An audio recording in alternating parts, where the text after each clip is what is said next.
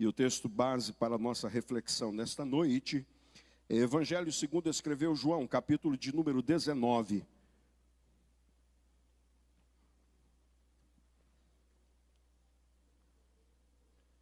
Evangelho segundo escreveu João, capítulo de número 19.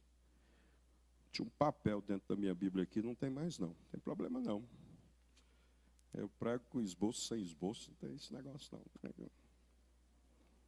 Eu acho até bom quando o esboço sai, some, porque aí eu fico mais à vontade. Eu só prego com esboço aqui por causa do nosso pastor, porque ele briga. Capítulo 19. Vamos fazer a leitura da palavra do Senhor neste momento, sobre um dos textos que eu considero um dos textos mais significativos da palavra de Deus, um dos momentos mais críticos do ministério terreno do Senhor. Verso de número 28. João capítulo 19, verso de número 28. Enquanto você localiza, deixa só para conhecer aqui, estou chegando agora, né? Nós estamos ainda conhecendo a maioria das famílias da igreja, e eu ainda não consigo distinguir quem são aqueles que estão conosco, membros desta igreja, e quem que estão nos dando alegria da sua companhia, da sua visita nesta noite. Faz um sinal para mim, você que está aqui com a sua família, visitando a Igreja Batista Sião. Deixa eu ver. Muito bem, nós temos um casal aqui, assim, nós temos no meu lado esquerdo aqui, os irmãos estão notando, esses irmãos que estão levantando a mão? Mais alguém? Muito bem, lá atrás, lá no fundão, estou vendo uma mão levantada. Muito bem, que Deus abençoe. Alguém me ajude, por favor. Dê um abraço nessas pessoas que estão aí nos dando alegria da sua companhia neste momento. Ele pediu alguns membros da igreja, dê as boas-vindas em nome de Jesus a estas famílias. Ali do meu lado esquerdo está o irmão Cláudio, irmã Ana Lúcia. Irmãos, esse casal está aqui conosco todos os dias pela manhã, às 5 horas da manhã. E não são da nossa igreja, não são por enquanto, né? Por enquanto. Amém, irmãos? Oh, glória. Estão conosco sempre aqui, nos dão alegria. Irmã Ana Lúcia fez uma cirurgia, entrou mancando ali, mas está na casa de Deus nesta noite. Que alegria para o meu coração ver tanta disposição na casa do Senhor. Depois vocês me ajudem, vocês que abraçaram, né? Espero que vocês tenham perguntado o nome desse pessoal, para depois vocês me dizerem, para quem sabe eu me convidar. Minha esposa disse que eu sou oferecido, para eu me convidar para tomar um café na casa desse pessoal e conhecer com mais calma e agradecer a presença aqui de cada um deles nesta noite. Evangelho segundo escreveu João, capítulo de número 19, verso de número 28. Diz assim a bendita palavra do Senhor. Depois, vendo Jesus que tudo já estava consumado, para se cumprir a escritura, disse: tenho sede. Vou ler mais uma vez, é apenas um verso. Depois, vendo Jesus que tudo já estava consumado, para se cumprir a escritura, disse: tenho sede. Que Deus abençoe a leitura da sua palavra.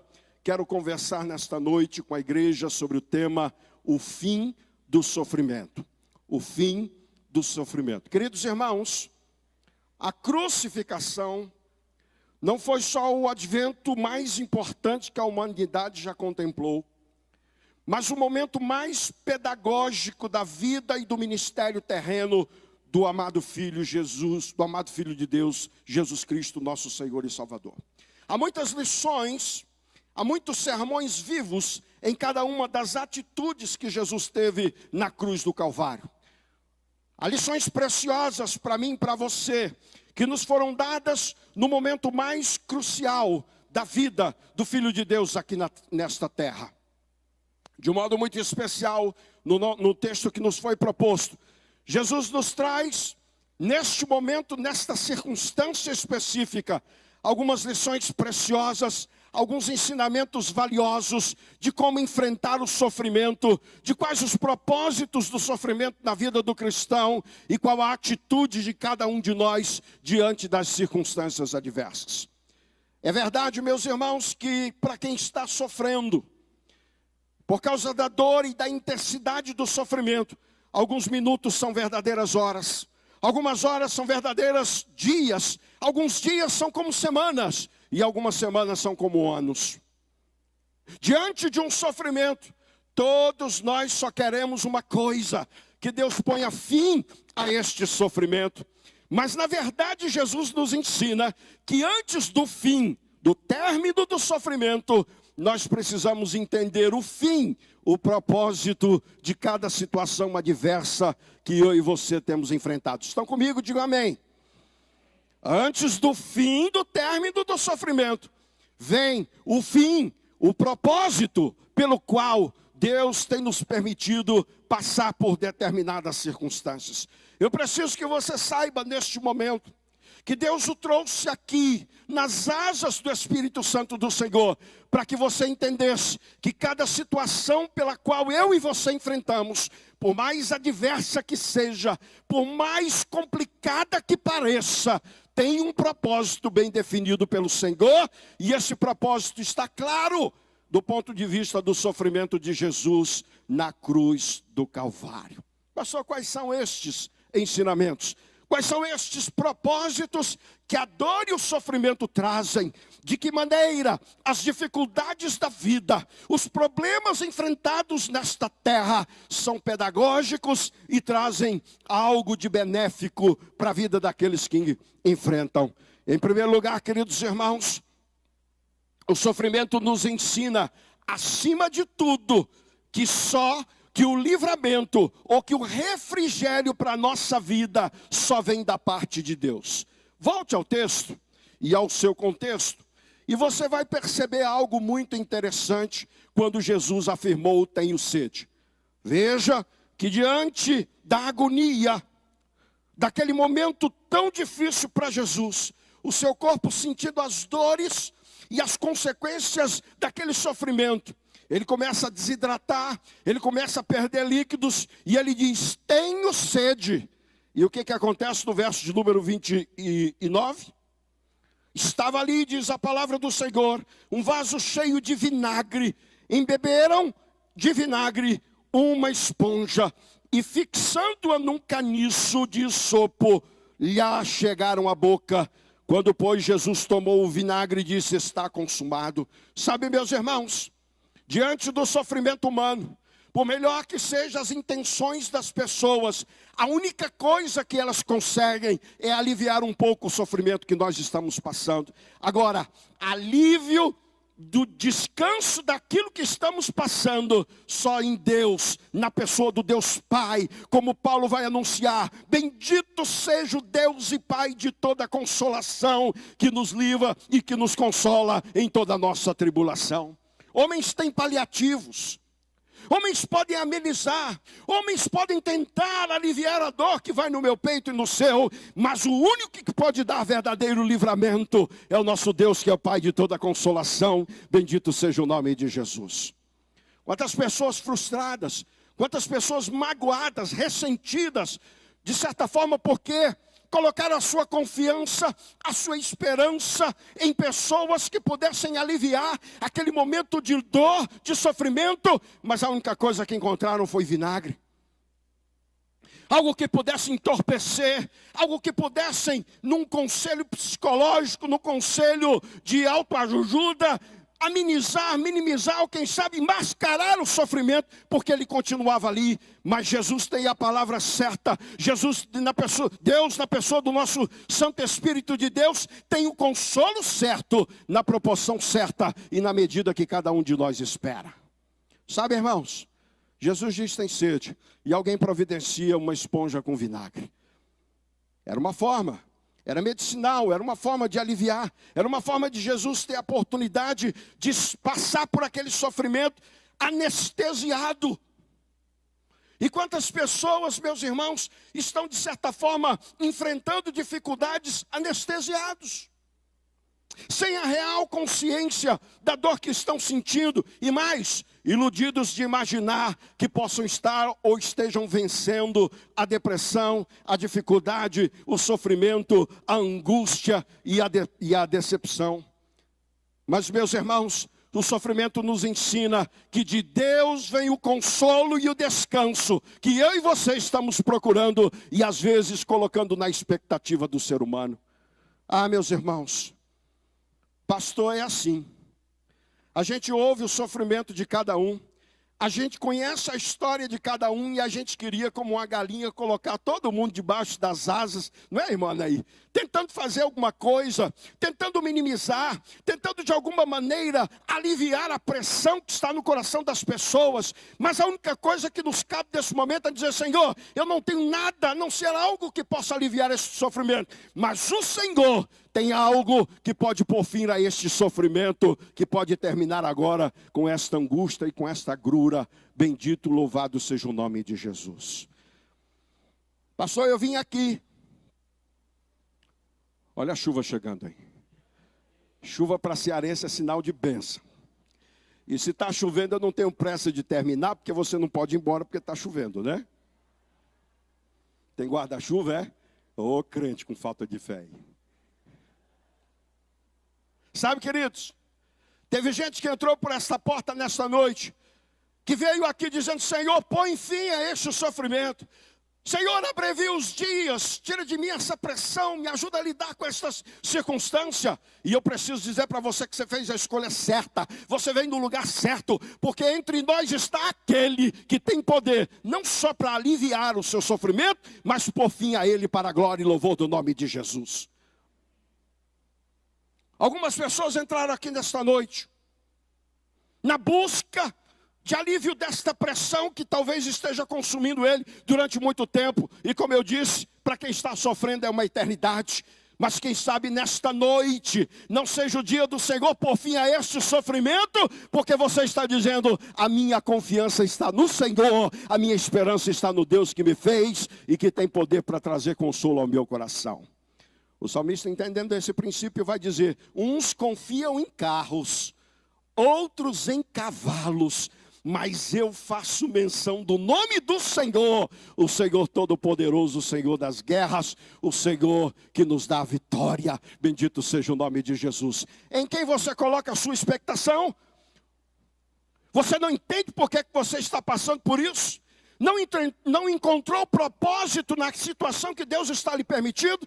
Pois eu tenho um propósito para você nesta noite, que vai ao encontro talvez das suas perguntas e seus questionamentos. O que você está buscando nos homens, você vai encontrar em Deus, quando colocar a sua confiança no Senhor e dizer: é de Deus que vem o socorro bem presente no dia da angústia.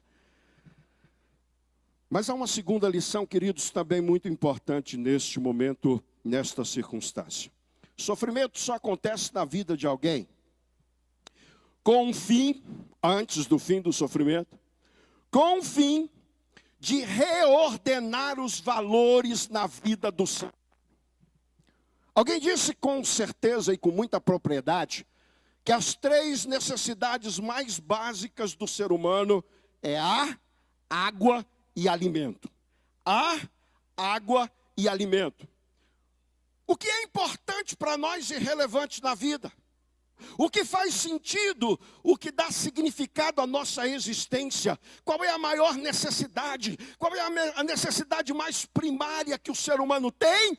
Isso só fica claro e evidente no meio e em meio às circunstâncias adversas.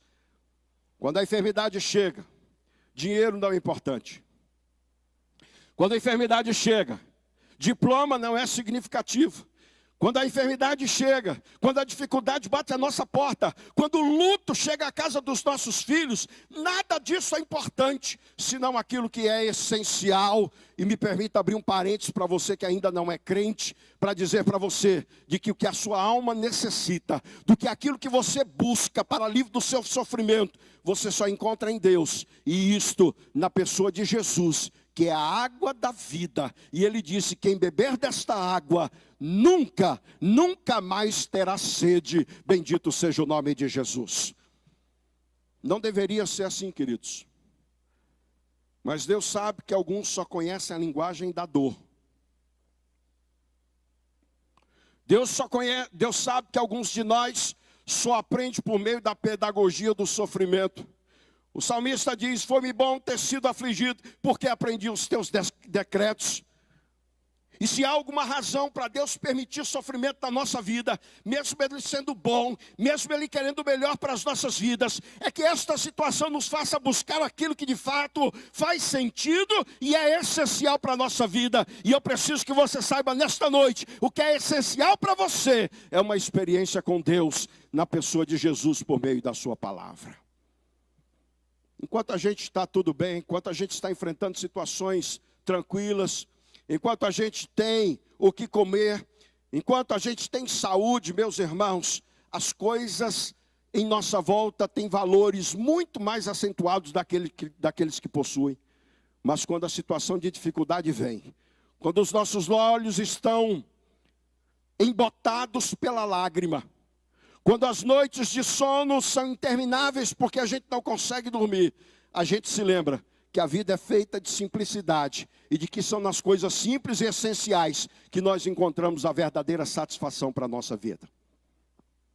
Há um poeta da década de 70, quem tem mais de 40, 50 anos como eu deve se lembrar, ele não fez muito sucesso do ponto de vista da mídia, mas era um compositor muito bacana, eu gostava dele. O nome dele era Peninha, e ele tinha uma canção que dizia assim: eu queria ter na vida, simplesmente, um lugar de mato verde, para plantar e para colher. Ter uma casinha branca, um quintal e uma janela, só para ver o sol nascer. A vida, meus irmãos, tem valores que são essenciais na sua simplicidade, há necessidades básicas que o ser humano tem, e na maioria das vezes são simples, mas que eu e você só descobrimos na complexidade do sofrimento, na dificuldade ou em meio à perda. Pastor, por que eu estou passando por isso? Pastor, por que Deus permitiu esta situação na minha vida? Para reordenar os valores na sua existência, de maneira que você saiba de que a sua vida se sustenta de menos daquilo que você tem buscado. E o que você tem buscado não fará diferença no meio da situação difícil que eu e você possamos e certamente haveremos de enfrentar. O fim do sofrimento vem. Se o propósito do sofrimento é essa reordenação, o fim do sofrimento vem quando nós somos capazes de dizer como o apóstolo Paulo, dizer: eu aprendi a viver contente em toda e qualquer circunstância. E eu creio que a insatisfação de alguns, a insaciabilidade de alguns, é uma prova de que na verdade Deus precisa reordenar os valores na nossa vida. Uma busca incessante, incansável, por coisas fúteis, por coisas sem sentido e sem significado da vida, talvez seja um prenúncio de que Deus há de reordenar a nossa mente, os nossos valores, de tal maneira que a gente descubra que a gente precisa de muito pouca coisa e de que estas coisas nós encontramos na pessoa do nosso Senhor e Salvador Jesus, que é a água da vida, que é pão da vida, bendito seja o nome do Senhor. Mas há um terceiro aspecto que eu gostaria de considerar com você. Primeiro, sofrimento ajuda a perceber que a nossa expectativa não pode estar nos homens, porque só em Deus nós achamos alento para o nosso espírito e para a nossa alma.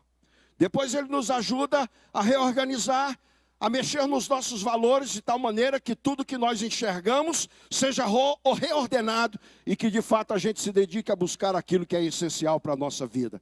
Mas em terceiro e último lugar, queridos irmãos, sofrimento também é permitido por Deus, para que as situações de adversidade nos ensinem a racionalizar as situações pelas quais nós temos enfrentado com dificuldade e com adversidade. Volte para o texto, isso é muito significativo. Eu preciso que você perceba a sutileza do que está aí.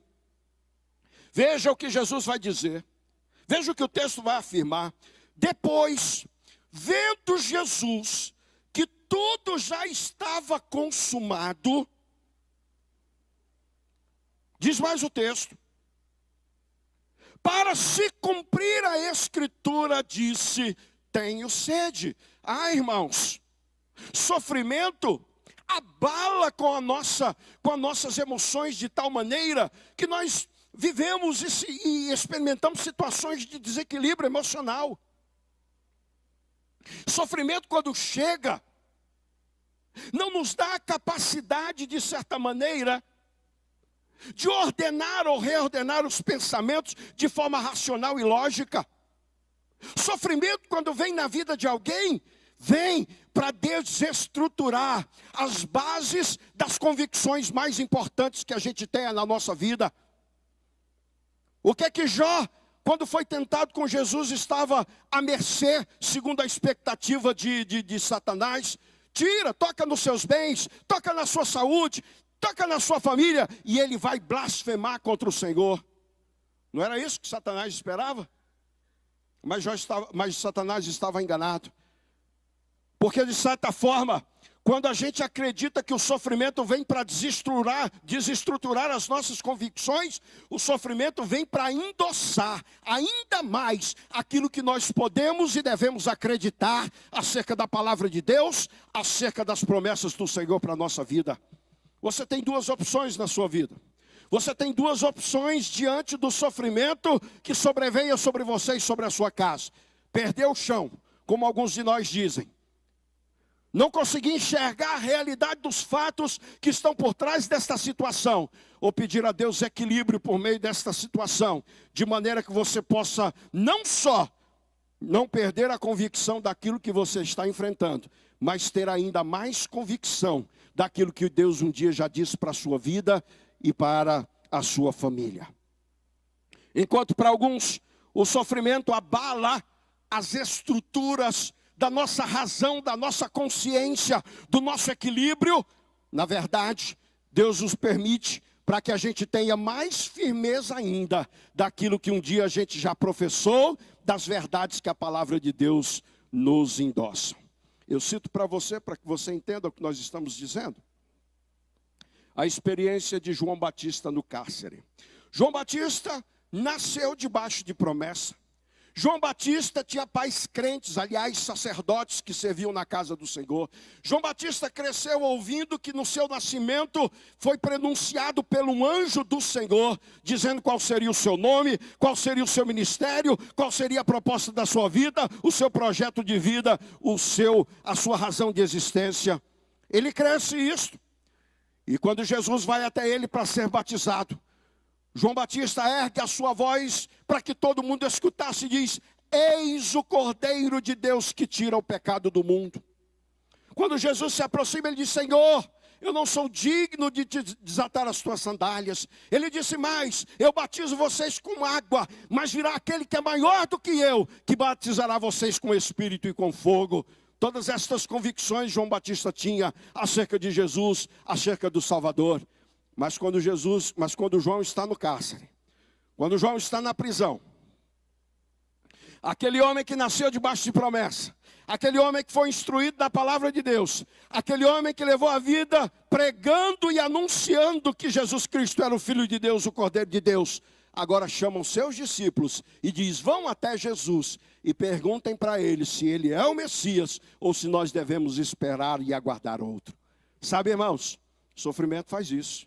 Sofrimento pode abalar com as nossas convicções, pode mexer com a nossa fé, pode colocar em dúvida aquilo que a gente sempre acreditou. Mas o propósito de Deus e o fim do sofrimento vem quando a gente começa a racionalizar, a equilibrar os nossos pensamentos de maneira que as emoções não prevaleçam e a gente possa dizer, como o próprio Senhor Jesus Cristo disse: a palavra de Deus vai se cumprir. Deus continua no controle. Tudo quanto Deus disse que fará, Ele realizará, porque Ele não é homem para que minta, nem filho do homem para que se arrependa. Pastor, por que eu estou sofrendo? Porque Deus quer afinar as suas convicções. Deus quer reafirmar as suas promessas. Deus quer garantir que você, como nunca na sua vida, tenha convicção de que a sua vida está nas mãos do Senhor, de que Ele vai agir em seu favor para a glória e louvor do nome de Jesus. Eu termino esta reflexão pedindo aos meninos que me acompanhem aqui, fazendo uma análise de algumas situações que envolvem o sofrimento. Primeira delas, queridos, é que havia uma multidão de pessoas ali contemplando o sofrimento de Jesus na cruz. É possível que a angústia do seu coração seja exatamente por isso. Por que ninguém faz nada, gente? Por que as pessoas percebem e veem os outros sofrendo e de certa forma continuam contemplativos, apáticos diante dessa situação? Olhe para cá. Porque Deus está trabalhando em você. Pastor, eu tenho orado, pastor, eu estou pedindo a Deus, para Deus pôr fim a esse sofrimento, para Deus abreviar esse sofrimento. Pastor, as pessoas parecem indiferentes com o meu sofrimento, com a minha dificuldade. Aquiete o seu coração. Deus está lhe ensinando lições que você só vai aprender em meio ao sofrimento. Tem muita gente à sua volta, mas o alívio só vai vir da parte de Deus. Você pode procurar ajuda. E eu não estou aqui de maneira nenhuma criticando os profissionais da saúde, os profissionais da psicanálise, os psicólogos, terapeutas. Pelo amor de Deus, eu não estou fazendo isso. Mas na maioria das vezes o que a gente consegue são lenitivos. São situações que possam amenizar e nos fazer lidar com o sofrimento. Mas você não precisa enfrentar ou aliviar o sofrimento. Você precisa enfrentar o sofrimento, porque no meio do sofrimento você vai aprender lições que vão te ajudar a sair do sofrimento. Mas há um terceiro aspecto deste momento. Antes de Deus trazer a convicção das verdades que estão contidas nas promessas de Deus a nosso respeito, nós vamos viver momentos de instabilidade. O próprio Jesus enfrentou isso. Antes de dizer, tenho sede e está consumado, e depois nas tuas mãos entrego o meu espírito, Jesus havia dito, Deus meu, por que me desamparaste? É humano achar que Deus esteja alheio ao nosso sofrimento. É humano achar que Deus nos abandonou, mesmo quando nós dizemos quando a palavra de Deus diz, nunca te deixarei, jamais te abandonarei, eu sou Deus que está contigo todos os dias, até a consumação dos séculos. É humano, mas é divino a oportunidade de descobrir que o sofrimento não pode e não deve tirar as convicções que eu sempre tive na palavra de Deus e nas promessas que o Senhor tem para a minha vida. Pode até abalar, pode até colocar em xeque, pode até me fazer duvidar por alguns momentos, mas no final o sofrimento vem para reafirmar a convicção de que o nosso Redentor vive e que Ele está no nosso meio e que Ele vai nos dar o fim do sofrimento quando a gente entender o fim e propósito do sofrimento. Vamos adorar o Senhor, vamos louvar ao Senhor neste momento. Eu ainda quero orar com você nesta noite. Pastor, hoje termina o meu sofrimento, quem sabe? Mas o fim vem com o fim. O fim só vem depois do fim, do entendimento, do propósito, do porquê de toda esta situação. E talvez você esteja questionando, talvez até apostatando da fé por causa das dificuldades, quando na verdade Deus esperava de nós uma atitude contrária. E aí a gente precisa às vezes dizer, Senhor, eu não entendo muito bem porque está acima da minha capacidade, mas uma coisa eu sei, Deus não desperdiça sofrimento na vida de um servo dele. Eu não sei como, mas eu tenho convicção de que tudo isso coopera para o bem daqueles que amam a Deus e são chamados por seu decreto. Vamos louvar ao Senhor neste momento? Enquanto você canta, você coloca a sua vida diante do Senhor.